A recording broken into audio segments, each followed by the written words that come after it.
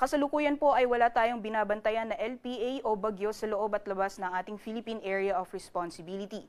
Yung northeast monsoon po natin ay nakakaapekto na lamang dito sa may extreme northern Luzon area at ayon sa ating latest satellite image, meron po tayong namamataan na linya ng mga kaulapan na nakaapekto sa may silangang bahagi ng northern Luzon. So dahil po yan sa epekto ng northeast monsoon or pagsasalubong ng hanging amihan or northeast monsoon at yung mainit na hangin na nanggagaling sa karagatang Pasipiko. So dyan po nagsasalubong yung dalawang hangin po na yan.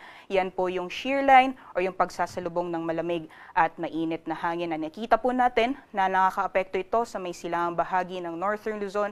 So possible po sa may hilagang Luzon area ay makakaranas pa rin po tayo ng maulan na panahon dulot po ng epekto nitong shear line.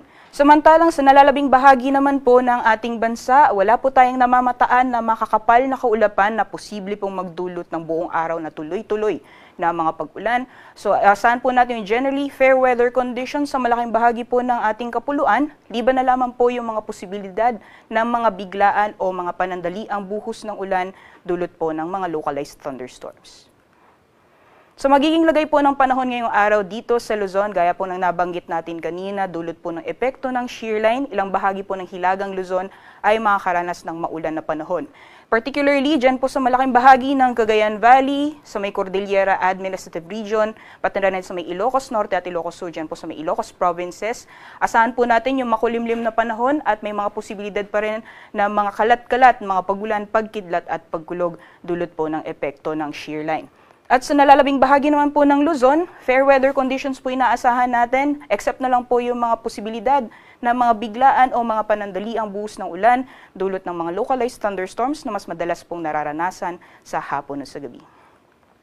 Temperature forecast naman po natin sa mga piling syudad dito sa Luzon dahil inaasahan po natin na magpapatuloy yung maulan na panahon, lalong-lalo na po sa areas ng Cagayan Valley, ay mabababa po yung temperatura inaasahan natin dito sa Tuguegarao na maaaring maglaro lamang mula 24 hanggang 27 degrees Celsius. Para naman sa Baguio, temperatura po natin maglalaro mula 18 hanggang 23 degrees Celsius, 31 degrees Celsius naman maximum temperatures para sa Lawag at 32 degrees Celsius maximum temperatures inaasahan natin ngayong araw dito sa Metro Manila, pati na rin sa Legazpi City.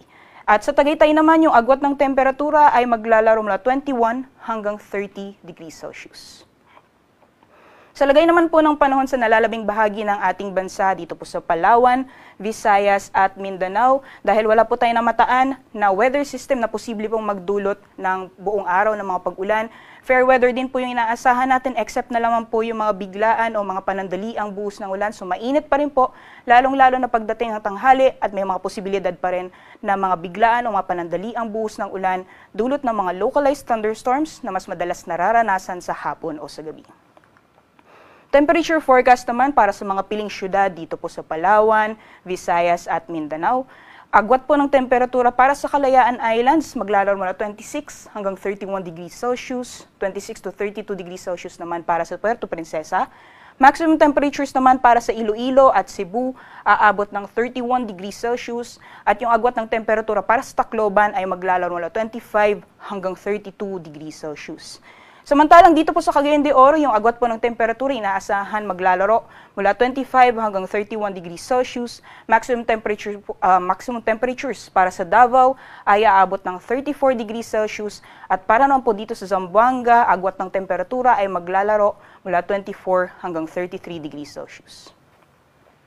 Sa kasalukuyan po ay may nakataas pa rin po tayong weather advisory or babala po sa malalakas na mga pag-ulan sa susunod na 3 araw dito po sa may bahagi ng Hilagang Luzon dulot po yan na epekto ng shear line. So for today po ay inaasahan pa rin po natin ang posibilidad ng heavy to intense na mga pag-ulan sa may areas po ng Cagayan, pati na rin sa Isabela. So for total rainfall po yan for the next 24 hours at moderate to heavy naman po sa Apayao at Kalinga. So yung heavy to intense po yan, maaaring umabot ng 200 millimeters yung lakas ng mga pag-ulan at sa moderate to heavy naman po, maaaring umabot mula 50 to 100 millimeters. So yun ang ibig sabihin po nito, ay ngayong araw magiging malakas po or possible yung malalakas na mga pag-ulan, lalong-lalo na po sa areas kung saan nakataas yung orange or yung heavy to intense mga pag-ulan at pinag-iingat po yung ating mga kabayan dahil posible yung mga pagbaha, pati na rin yung pag-uho ng lupa. Bukas naman magpapatuloy pa rin yung mga pag-ulan or malalakas na mga pag-ulan, especially sa ilang bahagi pa rin po ng Northern Luzon. Almost similar areas pa rin po. Heavy to intense pa rin ay posible sa Cagayan at moderate to heavy naman sa Isabela at sa Apayao. At pagdating man po ng Thursday, unti-unti na pong hihina yung epekto nitong shear line. Although asahan pa rin po natin, possible pa rin yung moderate to heavy na mga pag-ulan sa area po ng Cagayan. So 3 araw po yan na posible pong magdulot ng malalakas na mga pag-ulan, itong shear line. So patuloy pong pinag-iingat yung ating mga kabayan dyan sa may Northern Luzon. Sa kalagayan naman po ng ating karagatan, wala po tayong gale warning na nakataas sa anumang baybayin ng ating bansa, kaya malaya pong makakapalaot ang ating mga kababayan na may mga maliit na sakyang pandagat.